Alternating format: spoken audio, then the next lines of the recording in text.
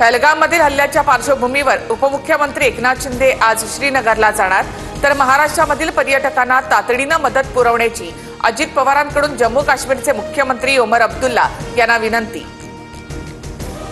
संरक्षण मंत्रालयाच्या बैठकीनंतर घडामोडींना वेग, भारतीय सैन्यासह नौदल आणि वायुदलालाही अलर्ट राहण्याचे आदेश। अमित शहा दिल्लीला परतल्यानंतर केंद्र सरकारकडून सर्वपक्षीय बैठक बोलावली जाण्याची शक्यता। बैठकीत विरोधी पक्षाच्या नेत्यांना हल्ल्याची माहिती दिली जाईल। पहलगाम हल्ल्यातील मृतांच्या कुटुंबियांना राज्य सरकारकडून 5 लाख आणि जखमींना 50,000ची मदत मिळणार, मुख्यमंत्री फडणवीसांची घोषणा।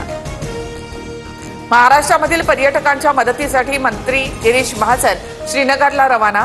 आशिष शेलार, मंगलप्रभात लोढा समन्वयासाठी मुंबई विमानतळावर, तर पर्यटकांचे मृतदेह विमानानं महाराष्ट्रामध्ये आणण्यात आले। विशेष विमानानं काश्मीरमध्ये अडकलेल्या राज्यातील पर्यटकांना परत आणणार, सर्व खर्च राज्य सरकार उचलणार, मुख्यमंत्री फडणवीसांची माहिती। दहशतवादी कारवाईचा आरोप पाकिस्ताननं फेटाळला। पहलगाममधील हल्ल्याशी आमचा संबंध नाही, पाकिस्तानचे परराष्ट्र मंत्री ख्वाजा आसिफ याचा दावा।